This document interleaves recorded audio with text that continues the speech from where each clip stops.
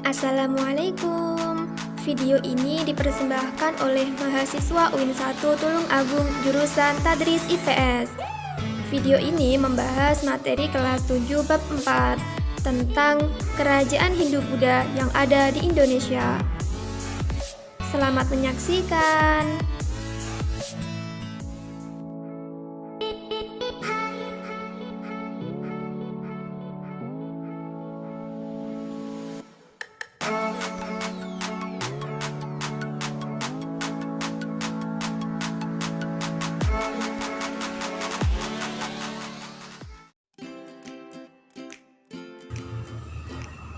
Lahirnya kerajaan Hindu-Buddha merupakan salah satu bukti adanya pengaruh Hindu-Buddha di Indonesia.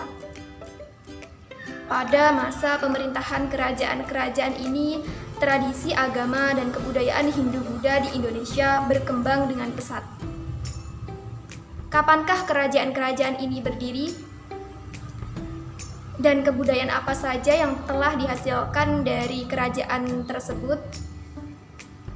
Nah, untuk menjawab pertanyaan tadi, kita akan membahas lebih lengkap dalam video kali ini.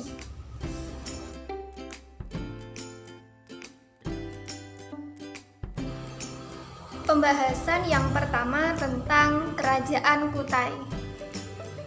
Kerajaan Kutai adalah kerajaan Hindu tertua di Indonesia yang berdiri sekitar abad ke-5 Masehi. Kerajaan Kutai terletak di Muara Kaman, Kalimantan Timur, tepatnya di hulu Sungai Mahakam. Informasi tentang awal mula berdirinya Kerajaan Kutai diketahui dari Yupa. Yupa adalah tugu batu yang berfungsi sebagai tugu peringatan. Ada 7 buah yupa yang menjadi sumber utama bagi para ahli untuk mengetahui sejarah Kerajaan Kutai.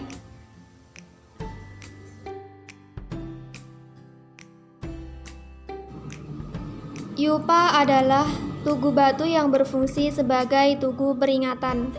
Yupa ini dikeluarkan pada masa pemerintahan Raja Mulawarman. Prasasti Yupa ditulis dengan huruf Pallava dan bahasa Sanskerta. Berdasarkan salah satu isi prasasti Yupa, kita dapat mengetahui nama-nama raja yang pernah memerintah di Kerajaan Kutai, yaitu Raja Kudungga, Asmawarman, dan Mulawarman. Masa kejayaan Kerajaan Kutai yaitu pada masa Raja Mulawarman.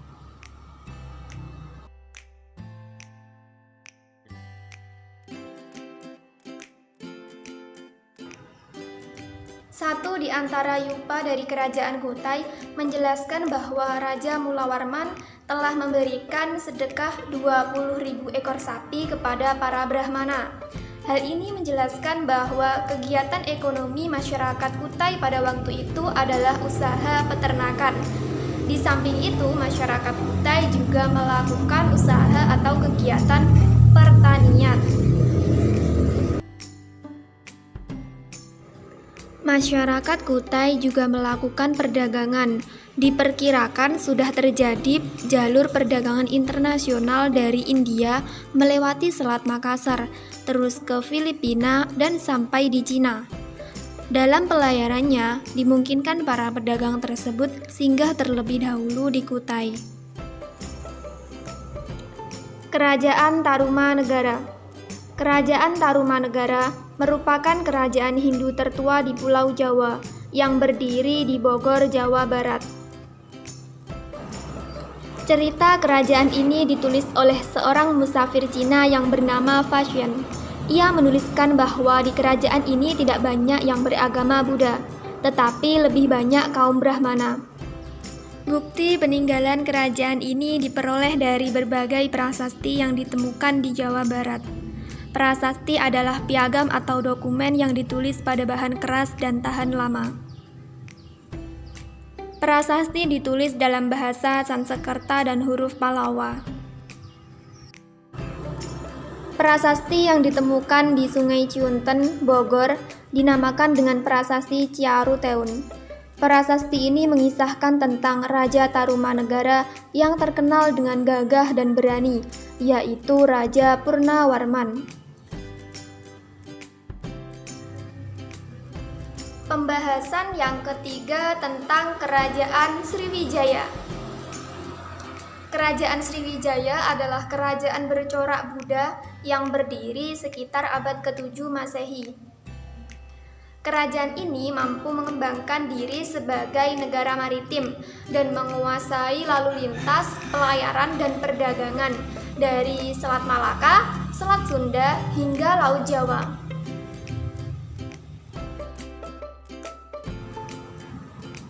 Sumber sejarah Kerajaan Sriwijaya berasal dari abad ke-7, yaitu dari catatan Itsing. Itsing tinggal di Sriwijaya pada tahun 671 Masehi.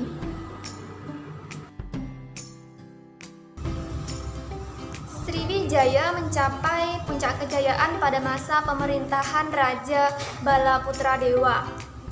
Pada masa pemerintahan ini, Kerajaan Sriwijaya berkembang luas hingga Sumatera, Jawa bagian barat, Jawa bagian tengah, Kalimantan, dan Semenanjung Malaya.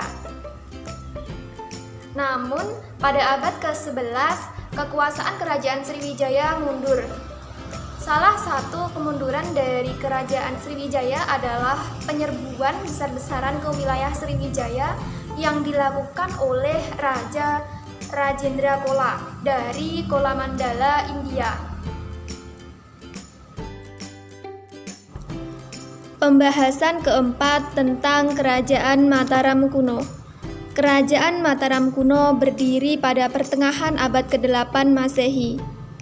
Kerajaan ini diperintah oleh dua dinasti, yaitu dinasti Sanjaya yang beragama Hindu dan dinasti Sailendra yang beragama Buddha. Sumber sejarah Kerajaan Mataram kuno diperoleh dari prasasti peninggalannya. Prasasti tersebut antara lain Prasasti Canggal, Prasasti Kalasan, Prasasti Nalanda, dan Prasasti Mantiasih.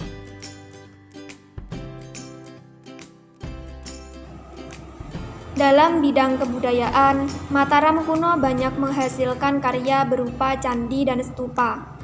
Keluarga Sanjaya yang beragama Hindu meninggalkan candi-candi seperti Kompleks Candi Dieng, Kompleks Candi Gedong Songo, dan Candi Prambanan. Adapun keluarga Shailendra yang beragama Buddha meninggalkan stupa seperti Candi Borobudur, Candi Mendut, dan Candi Pawon. Pembahasan yang kelima tentang Kerajaan Medang Kamulan. Berdirinya Kerajaan Medang Kamulan masih berkaitan dengan Kerajaan Mataram kuno. Pada waktu itu, Kerajaan Mataram kuno runtuh akibat letusan gunung berapi. Kemudian, rajanya pada waktu itu adalah Empu Sindok. Empu Sindok ini memindahkan pemerintahan Kerajaan Mataram yang ada di Jawa Tengah ke Jawa Timur. Jadi berpindah dari Jawa Tengah ke Jawa Timur. Ibu kotanya terletak di dekat Jombang di tepi Sungai Berantas. Selanjutnya, Empu Sindok ini mendirikan dinasti baru yang bernama Dinasti Isyana, menggantikan dinasti Shailendra.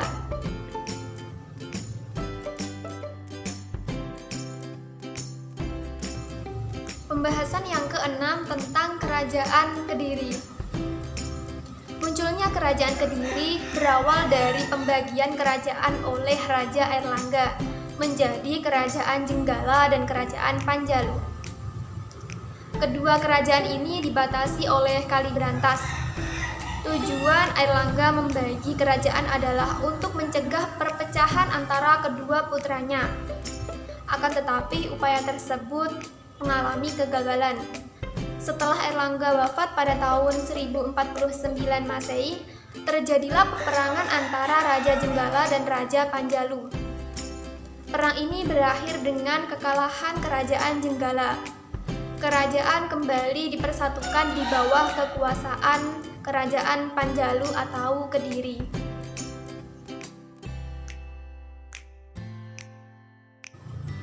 Kerajaan Kediri mencapai puncak kejayaan pada masa pemerintahan Raja Jayabaya. Di Kediri ada Petilasan Jayabaya. Petilasan Jayabaya merupakan tempat muksa Raja Kediri, yaitu Sri Aji Jayabaya, yang terletak di Desa Pamenang, Kecamatan Pagu, Kabupaten Kediri.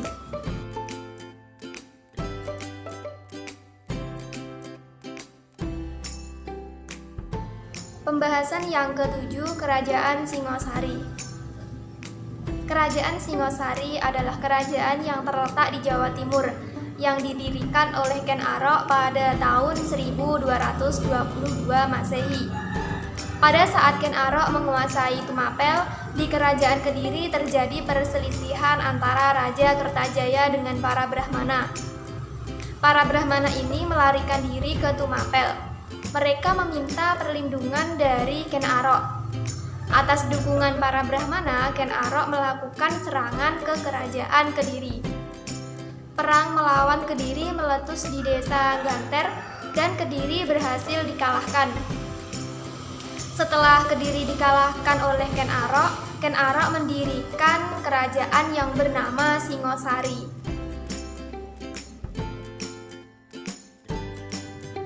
Salah satu peninggalan kerajaan Singosari adalah Candi Singosari. Candi ini dibangun untuk menghormati kebesaran Raja Kertanegara. Pada masa Raja Kertanegara, kerajaan Singosari mencapai puncak kejayaan. Beliau bercita-cita meluaskan kekuasaannya meliputi seluruh wilayah Nusantara.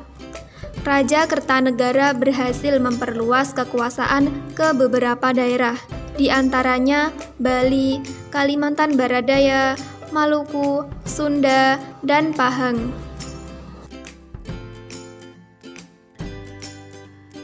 Pembahasan yang ke-8 tentang Kerajaan Majapahit.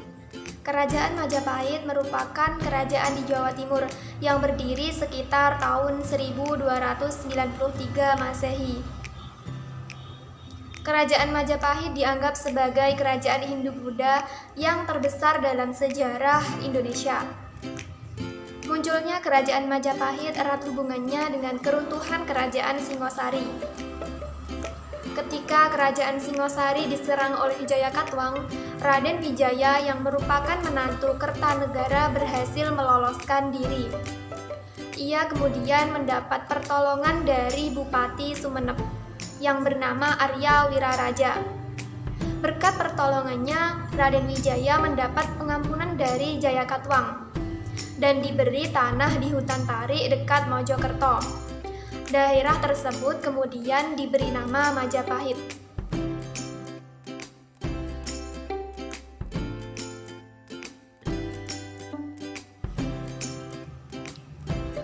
Halo adik-adik, saat ini saya sedang berada di Candi Kalicilek. Candi ini merupakan candi Hindu peninggalan kerajaan Majapahit. Candi ini terletak di Desa Candirejo, Kecamatan Ponggok, Kabupaten Blitar. Saat ini kita belum bisa memasuki area candi ya. Nah, untuk mengetahui pembahasan tentang candi ini, teruslah simak video ini.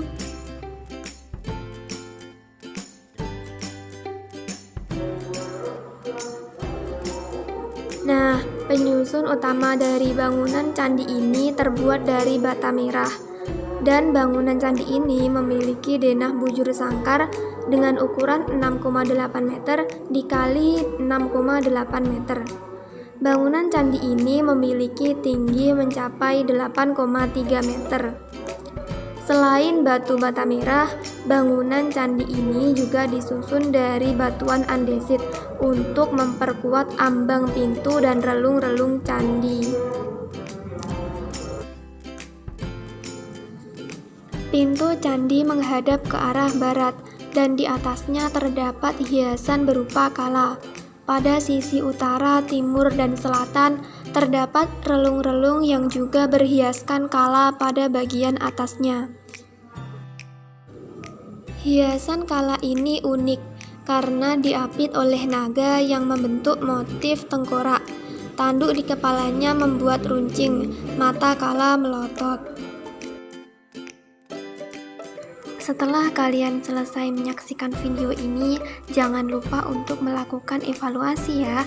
Link evaluasi sudah ada di deskripsi video.